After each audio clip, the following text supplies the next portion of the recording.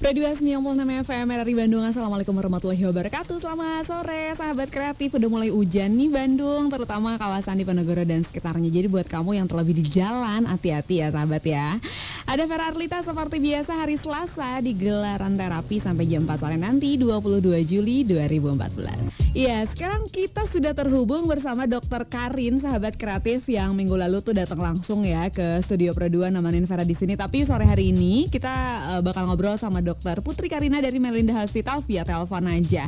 Kita bakal bahas mengenai nah ini nih, biasanya karena puasa tuh sahabat kreatif suka beralasan, banyak alasan buat nggak olahraga. Kan puasa, kan capek, kan ntar aus. Nah sebenarnya kayak gimana sih berolahraga saat kita berpuasa? Kapan waktu yang tepat? Apa olahraga yang tepat juga? Kita bakal bahas sama Dr. Putri Karina dari Melinda Hospital. Assalamualaikum, selamat sore dok. Waalaikumsalam, halo Mbak Vera, halo Pro 2, teman-teman Pro 2. Dokter, apa kabar? Baik, alhamdulillah. Masih puasa dok? Halo? Alhamdulillah kena lagi di belakang. Dikasih bonus lagi Mbak. Oke. Baiklah kalau begitu. Diganggu nih, kita ngobrol-ngobrol dulu sore ini di terapi seperti biasa. Dokter, nih ngomongin olahraga di bulan puasa nih ya, atau ketika kita berpuasa gitu. Sebaiknya masih dianjurkan nggak ya dok? Atau berseberapa sering, kapan waktu yang tepat, apa juga olahraga yang tepat? Nah lo gimana tuh dok? Olahraganya, makanannya mestinya apa, nutrisinya gimana gitu ya. Oke, jadi kita bahas dulu deh. Nah, kita bahas nih. Oke, kita bahas. Jadi gini, ini kan sekarang lagi emang tren banget kan, orang-orang nih apalagi kalau muda gitu kan, memang kita baru-baru ini kan emang lifestyle untuk hidup sehat kan sekarang lagi booming nih, yang pernah dengar Indonesia Indorunners ya kan, mungkin di Bandung ada gitu, kalau di Jakarta booming banget kan yang lari gitu kan. Sebenarnya itu bagus ya gitu. Terus tapi jangan lupa kan kita ini terutama umat muslim ya, kita puasa nih sebulan, puasa bukan sehari 2 hari ya gitu. Jadi kalau buat kalau muda atau para pendengar Pro 2 yang memang juga olahraga, bukan berarti di bulan puasa nggak olahraga sama sekali loh, karena kalau udah biasanya kita olahraga misalnya punya apalagi yang tipe-tipe anak-anak runners gitu, udah punya jadwal khusus, udah terbiasa tubuhnya berolahraga, tiba-tiba di bulan puasa nggak olahraga, itu lebih parah loh. Nanti kita mulainya dari nol, dari startnya dari nol lagi. Oh gitu. Kayak gitu. Jadi tetap harus puasa. Iya tuh, tetap harus puasa dan tetap harus training. Tapi ada caranya, ada strateginya. Nggak sembarang langsung tetap sama kayak biasa kita nggak puasa, nggak gitu juga. Oh tetap nggak bisa disamain juga dong? Nggak sama sekali. Nggak bisa, karena tetap tubuh kita tetap harus adaptasi gitu. Oke, kita bahas ya dari gimana caranya. Jadi pada beberapa penelitian, tadi saya juga baca guidelines ini untuk atlet sih ya gitu. Tapi biasanya orang para kita nanti sesuaiin lah ya sama masing-masing individu gitu selalu ya. Jadi gini, biasanya kalau untuk para runners atau para anak muda yang suka olahraga, biasakan tipsnya tadi sih saya menurut guideline dari atlet gitu ya. Ini dari Qatar gitu ya. Satu kumpulan medis dokter yang berkecimpung di dunia olahraga gitu. Jadi ilmu medis untuk olahraga gitu. Itu dibilangnya memang sebaiknya sebelum bulan puasa 2 minggu at least minimal, itu mereka sudah mulai trainingnya mulai diturunin sama mereka frekuensinya, dari strength-nya. Misalnya gini, misalnya biasa saya lari 5 km ya kan, biasa tuh pakai yang anak-anak muda runners biasa pakai Endomomo atau apa gitu kan, yang suka posting-posting di tas gitu kan, atau di ini lari berapa hari. Ya, mulai dikurangin intensitasnya. Jadi demi mempersiapkan dirinya untuk masuk ke bulan puasa kayak gitu. Itu cara pertama gitu. Atau cara kedua, ya kalau nggak bisa nanti pada saat bulan Ramadan ya kita mulai kurangin sih intensitasnya. Jadi frekuensinya juga yang biasanya saya larinya biasanya seminggu 2 kali dok gitu, boleh tetap seminggu 2 kali, tapi ya nggak perlu harus, saya biasanya targetnya 5 km dalam 1 jam atau 10 dalam setengah jam. Gila kan, hebat banget itu runners itu. Tapi nggak perlu sampai segitunya, jadi bisa dikurangi jadi 3/4-nya atau setengahnya. Mereka bilang seperti itu. Kenapa kita harus mempersiapkannya sebelum bulan puasa? Kenapa? Untuk apa dok? Kalau nggak persiapan gimana? Kalau nggak persiapan, gini loh, tubuh kita itu hebat loh. Tuhan tuh bikin tubuh kita tuh ada namanya fase penyesuaian. Jadi adaptasi itu tetap harus penting gitu. Karena di bulan puasa seperti kita udah pernah bahas, kita pasti beda metabolismenya. Kita pasti kurang intake makanan maupun minuman, ya kan. Orang kita biasanya olahraga kan pasti makan dan minumnya sesuai dengan yang hari-hari biasa. Ini kita puasa loh gitu. Otomatis pada saat olahraga tubuh kita stresnya lebih tinggi. Dengan kita lagi puasa, stresornya pasti lebih tinggi kalau kita puasa dan olahraga juga gitu. Jadi metabolismenya kasihan banget. Dan jangan lupa olahraga itu sebenarnya secara nggak langsung ya kita ngomongnya adalah membentuk otot sebenarnya. Jadi bukan cuma orang mikirnya membakar lemak, tapi enggak. Yang sebenarnya olahraga itu sebenarnya membentuk otot. Jadi tetap protein yang dipecah kok, protein yang tetap diusahain kayak gitu. Gula dulu, protein, baru terakhir tuh lemak. Metabolisme tuh lemak tuh terakhir banget gitu. Makanya jadi emang harus adaptasi. Selalu prinsipnya sama gitu. Simple, very simple gitu.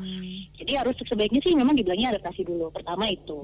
Yang kedua, kapan sih ya Mbak Vera pasti kalau gitu dok, saya gimana nih? Saya biasanya lari abis misalnya pagi-pagi nih. Saya biasanya minggu pagi dok, tiap minggu pagi gitu. Kemarin kalau dokter menurut kan di asosiasi kemarin dokter kan sempat bilang sebaiknya tidak tidur lagi setelah sahur. Apakah waktu itu baik juga dipakai buat olahraga? Iya.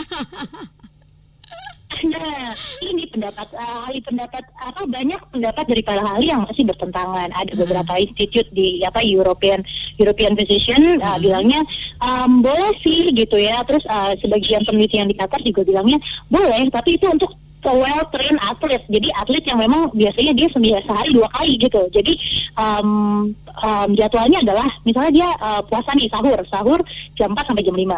Nah, dia istirahat dulu, suruh tidur 1 sampai 2 jam, nanti jam 6 sampai jam 7 dia training. Trainingnya pun tipe olahraga yang low impact. Jadi misalnya dia tadinya pemain soccer gitu ya, atau pemain bola.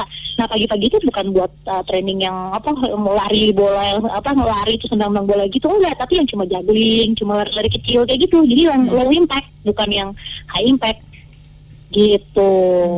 Jadi dibagi kayak gitu. Tapi ada beberapa yang bilang jangan, justru nanti abis sahur mereka tenaganya malah habis. Jadi lebih disarankan setelah sebelum buka puasa sekitar 1 sampai minimal 1 sampai 45 menit ya sebelum buka puasa. Tiap penelitian beda tempat, beda orangnya juga. Kadang-kadang belum tentu sama gitu. Iya, belum tentu sama. Tapi kalau di Indonesia sendiri gitu ya, ngelihat dengan kita yang kayak gini gitu ya, lebih mirip mungkin sama yang kayak di Qatar gitu, orang-orang yang. Sudah pukul 15:42 menit waktu di Studio Pro 2 dan kita masih di gelaran terapi sahabat kreatif yang seperti biasa setiap minggunya program ini membahas masalah kesehatan dengan topik dan narasumber yang berbeda. Dan sore hari ini ada Dr. Putri Karina dari Melinda Hospital yang setia dari minggu lalu nemenin Vera untuk berbagi informasi ya dok ya. Okay.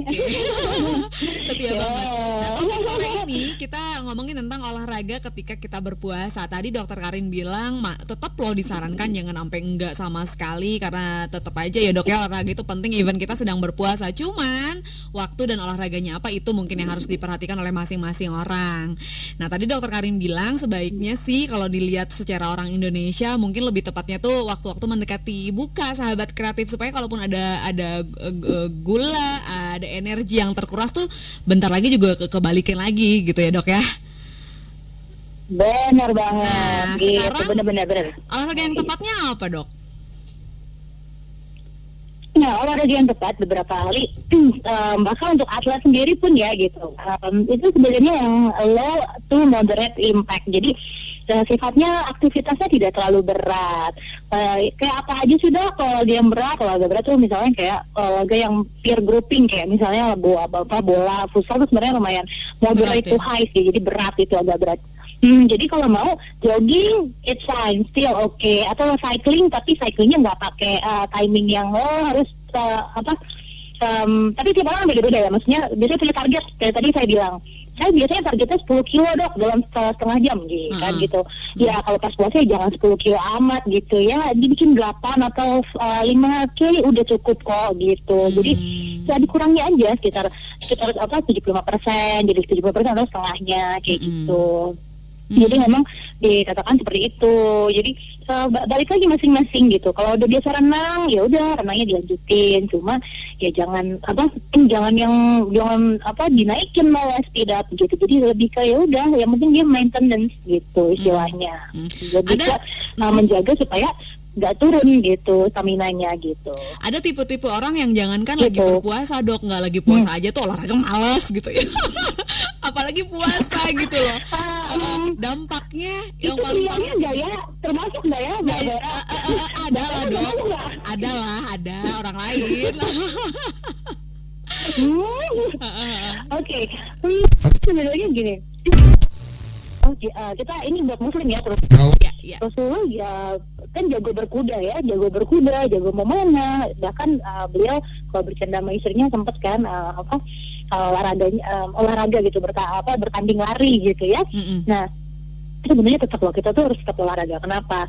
Karena dengan olahraga kita membiasakan diri tubuh kita untuk memperbaiki metabolisme.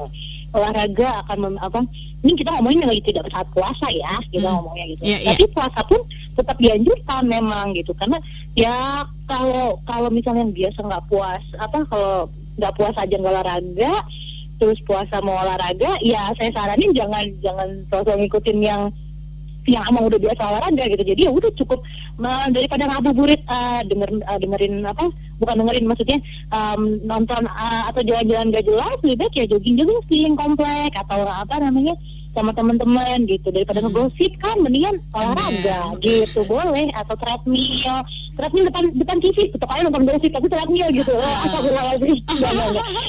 Jadi tetap treadmill gitu ya, gitu maksudnya gitu bisa lah, tapi jangan yang sifatnya berat lah gitu. Kalau treadmill yang tipenya jogging aja, cycling boleh, olahraga renang boleh, tapi renangnya jangan yang berat-berat.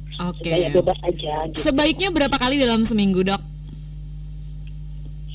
Kalau berapa kali dalam seminggu ini tergantung lagi ke orangnya masing-masing. Gitu. Jadi dosis olahraga itu sesuai sama dia udah biasa. Biasanya saya biasa seminggu sekali gitu ya. Saya harus tetap seminggu sekali. Kalau pada saat puasa ya harus tetap seminggu sekali gitu.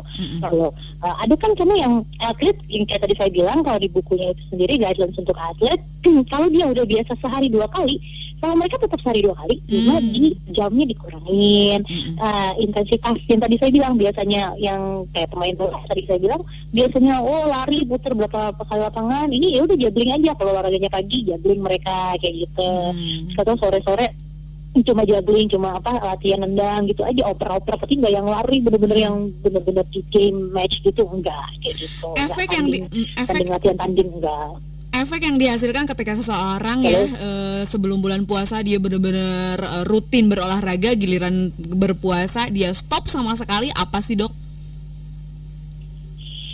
Jadi gini, itu sama aja kita udah manasin mesin, tiba-tiba mesinnya ini udah on nih mesinnya, udah sampai kecepatan. Kalau kita naik mobil gitu kan udah sampai velocity-nya udah kecepatannya udah konstan nih, tiba-tiba bensinnya berhenti gitu, bensinnya habis terus di-drop langsung jeger. Kebayang ya, jadinya langsung berantakan semua metabolismenya. Dan akhirnya nanti kalau dia mau mulai lagi, dia benar-benar mulainya dari nol. Itu terjadi sama saya ngomong gini karena tahun lalu saya kayak gitu. Oh gitu. Saya kerja di rumah sakit yang shift. Iya, shiftnya waktu itu saya kerja shiftnya gila-gilaan, akhirnya nggak sempat keluarga sama sekali. Ya biasa kita suka make excuse ya gitu. Akhirnya setelah Lebaran saya mulai, bahkan performanya buruk sekali gitu. Saya ngukur kecepatan juga jadi buruk gitu. Jadi memang sebaiknya sesuatu itu dilakukan secara kontinus, karena metabolismenya yang tadinya secara tidak langsung olahraga itu melukai otot, dalam artian melukai untuk memperbesar si otot itu sendiri. Jadi memang mekanismenya seperti melukai otot, tapi tujuannya adalah membentuk otot gitu, membakar protein dan gula, dan akhirnya membakar lemak terakhir gitu. Nah ketika itu semua berhenti, lemaknya jadi numpuk, susah tuh jadinya gitu. Nah ini yang menarik ya, penasaran. Dari tadi dokter selalu bilang kalau saat berolahraga itu tetap lemak adalah yang terakhir dibakar. Nah ini saya penasaran, kapan kira-kira atau membutuhkan berapa jam waktu berolahraga, atau mungkin berapa lama sampai akhirnya si tubuh kita sudah mencapai membakar lemak gitu loh, Dok? Kalau membakar lemak sendiri ya, itu lebih ke nanti kontinuitas. Jadi gini, dosis yang sebenarnya gini, kalau menurut WHO sendiri pengertian olahraga itu yang baik adalah olahraga bukan nyapu ngepel gitu, itu nggak olahraga ya, itu aktivitas biasa, aktivitas rumah. Kalau olahraga yang tadi sifatnya aerobik gitu, yang dibilangnya minimal 30 menit. Jadi namanya olahraga. Kalau jogging, kalau cuma 15 menit itu enggak ya, tetap itu bukan olahraga. Jadi tetap minimal ada waktunya 30 menit. Dan WHO sih netapinnya 1-3 kali per minggu. Hebat ya, 1-3 kali. Saya 1 kali aja. Kalau lagi tugas dinas jaga, telat gitu. Nah makanya jadi tetap balik lagi ke setiap orang masing-masing. Dan itu untuk membakar lemak itu dibutuhkan konsistensi. Jadi minimal sekitar 3 bulan baru, kalau dengan misalnya seminggu 3 kali atau seminggu 3 kali, 3 bulan ke atas lah baru itu metabolismenya udah mulai mengikuti. Nah akhirnya lemak bisa ikut kebakar. Makanya nggak boleh berhenti. Kalau tiba-tiba berhenti udah jalan terus berhenti, mulai lagi dari nol gitu. Oke, begitu ya ternyata sahabat kreatif. Jadi jangan heran juga ya dok, ketika kita baru berolahraga seminggu atau sebulan, mungkin berat badan kita belum berkurang ya. Ini kalau yang niatnya diet ya dok ya, karena emang belum gitu, betul-betul butuh waktu banget dan butuh continuity tadi. Nah oke deh kalau begitu. Nah ini seputar makanan yang baik nih, misalnya kalau misalnya kita membiasakan diri sebelum buka berolahraga, ada nggak sih menu-menu khusus yang baik gitu buat ngembaliin daya tahan tubuh kita, atau energi yang hilang, gula yang hilang, atau apapun gitu? Oke. Jadi gini, ini buat yang sama kayak kemarin ya konsepnya, kalau pas buka tetap harus yang cepat diserap ya. Ingat ya, kayak kurma, terus memang benar kurma, terus teh manis itu boleh kayak gitu. Nah yang perlu diperhatikan sebenarnya kalau makanan mungkin nggak terlalu nggak terlalu pusing kali ya. Yang paling pusing itu mungkin yang dirasain adalah dehidrasinya, minum ya nggak sih? Olahraga kan lebih cepat, kita lebih cepat aus kan dibanding kalau lapar masih bisa. Nah ternyata memang menurut guideline untuk para atlet nih ya, para atlet sendiri, mereka yang trainingnya 2 kali sehari itu diefektifkan untuk bisa minum secara efektif. Kemarin kita belum bahas kan ya, minum yang efektif sih gimana sih gitu. Kemarin kita mikirnya kan, kita sebenarnya indikatornya urin kan. Kemarin saya bilang kalau urinnya terlalu pekat berarti sebenarnya dehidrasi. Kalau urinnya encer putih sampai kuning muda, itu berarti dia cukup kondisi airnya di dalam tubuh cukup gitu. Dan sebenarnya kalau hausnya udah hilang itu udah cukup. Nah ada lagi ternyata menurut komite dokter olahragawan ini, jadi di antara buka puasa sampai sahur berikutnya itu para atlet itu dibiasakan untuk minum sekitar 200 cc tiap setengah sampai 1 jam sekali. Tapi harus berhenti minimal 2 jam sebelum tidur. Kenapa? Kalau nggak ntar kayak kemarin udah minum banyak terus tidurnya nggak efektif gara-gara kamar mandi terus kan gitu. Jadi ada namanya water retention, dibilangnya seperti itu gitu. Nah, berarti kalau misalkan kalau misalkan kita biasa tidur jam 10 atau jam 11 malam lah ya gitu, minimal dia harus stop dari jam 9 ya dok ya. 9, iya. Tapi dari waktu buka sampai jam 9 dia maksimalkan. Minum, masih, tapi minumnya dikit-dikit, gak yang, jadi bukan yang, kan kita sering ya minum langsung buruk 1 liter untuk dalam pemikiran untuk ngembaliin ke kebutuhan cairan kita yang sekitar 2 sampai 2,5 liter ya. Kalau orang Indonesia kan kita nggak terlalu besar-besar ya badannya gitu. Nah 2 sampai 2,5 liter per hari, padahal sebenarnya disarankan ternyata dari sports medicine atau kedokteran ilmu kedokteran olahraga itu jadi cukup aja 200 cc tapi setiap setengah jam sampai 1 jam minum lagi, setengah jam minum lagi. Jadi tuh water retentionnya lebih bagus. Jadi rehidrasi ke selnya istilahnya 3 kali 1 itu lebih baik dibanding 1 kali 3 langsung bus 3 cepat keluar gitu katanya. Rehidrasi selnya lebih baik gitu. Dan cara seperti itu membantu sekali ketika sorenya kita melakukan olahraga ya dok ya. Benar banget, karena itu ternyata memang lebih menyegarkan sel kalau kata dokternya mah gitu, kata penelitinya. Gitu. Kalau selnya bisa segar lagi, bisa muda kembali, awet muda dong. Iya, enggak awet muda juga ya. Itu rehidrasi untuk mempersiapkan dirinya untuk puasa berikutnya. Awet muda bukan kesana, beda lagi ya dok ya. Beda lagi itu, topiknya beda lagi itu. Oke, baiklah. Ini waktu udah hampir jam 4 nih dok. Terakhir yang mau dokter sampaikan deh buat sahabat kreatif yang mungkin masih banyak yang malas berolahraga atau ya malas-malasan lah gitu ya, apalagi lagi berpuasa, silakan dok. Gini, intinya kalau buat muslim ya, ingat loh kalau Allah itu lebih suka muslim yang kuat dibandingin muslim yang lemah. Jadi nggak ada alasan tuh, oh puasa lemas, emang Allah suka ngelihatnya? Nggak tahu, lebih suka Allah lebih suka ngelihatnya puasa tapi tetap kece, lebih tetap cantik, tetap ganteng, tetap sehat, apalagi sebelum buka puasa masih tetap olahraga. Dan itu pun nanti akan kembaliin ke tubuh kita kok, ujung-ujungnya kita juga yang dapat keuntungannya dari berolahraga kayak gitu. Tapi ingat, tahu diri, saya biasanya segini, ya sesuaikan saja karena tiap orang nggak ada yang bisa pukul rata, dan kita sendiri kok yang ngatur kemampuan kita, yang tahu kemampuan diri adalah kita sendiri gitu. Oke deh. Nah, kalau Vera nambahin aja sih, kalau tadi dokter Karin bilang untuk mengurangi tensi olahraga aja perlu adaptasi 2 minggu sebelumnya, alangkah lebih baiknya untuk berpuasanya pun kita adaptasi terus, sahabat kreatif. Jadi kalau kita sudah membiasakan puasa Senin Kamis, misalnya puasa sunat, begitu bulan Ramadan juga puasa udah nggak jadi halangan lagi karena kamu udah biasa melakukan hal itu. Gitu ya dok ya, keren banget pokoknya. Iya, setuju banget, keren banget Mbak Vera. Alhamdulillah, keren kancap. Iya. Ya udah kalau gitu, dokter Putri Karina, dokter Karin. Dokter Karin. Terima kasih banyak untuk waktu dan informasinya. Mudah-mudahan lain kesempatan kita bisa sama-sama sharing lagi ya dok ya. Makasih loh. Assalamualaikum. Amin. Semoga bermanfaat ya. Waalaikumsalam warahmatullahi wabarakatuh.